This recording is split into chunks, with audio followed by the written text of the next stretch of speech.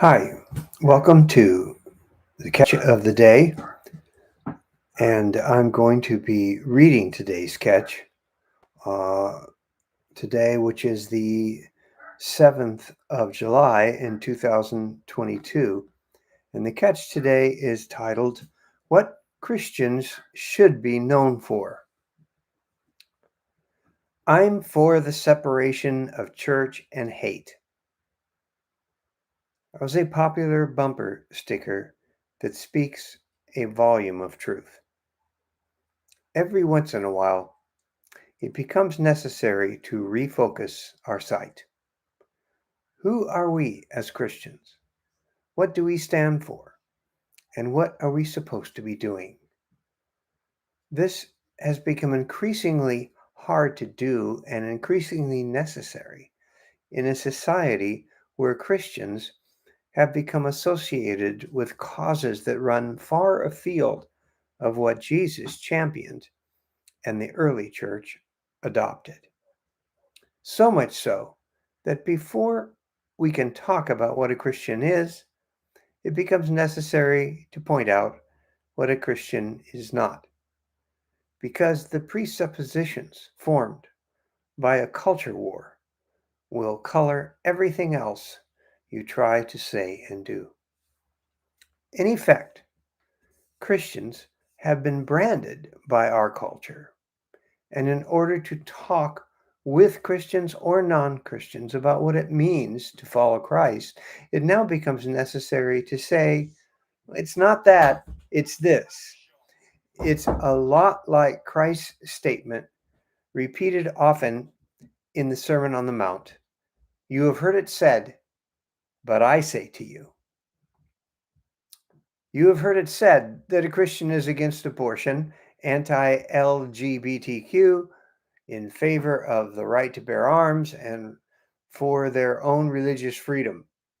But I say to you, a Christian is a follower of Jesus and how his gospel relates to the deep, unresolved needs of any generation for love, meaning, community, peace, justice, and religious freedom in the public square for all religions and none. Big difference. This is the advantage that boomers have in regards to history.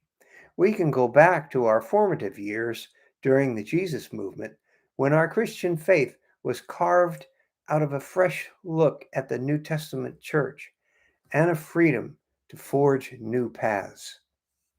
This is what boomers can offer millennials, a long enough view back to where following Christ was not encumbered as it is now by so many social issues. To be sure, we had our own misconceptions to fight, mostly legalism. Any generation does, but ours were not so well known, so we were free to make a new statement. This is why we talk now about setting out on a path into a new frontier. And these are the things we want to talk about and foster whenever we can: love, meaning, community, peace, justice, and religious freedom for all religions and none. And to this list, I would add forgiveness and mercy, and of course, grace and grace turned outward in an environment where all are welcome. For that is what we represent, the gospel of welcome. I'm going to list these characteristics one more time here and ask you to get very familiar with them.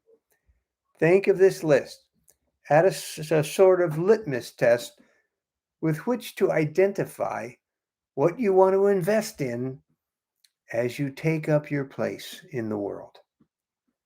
These are the things we care about as Christians: love, meaning, community, peace, justice, religious freedom in the public square for all religions and none, forgiveness, mercy, grace, the gospel of welcome, and grace turned outward.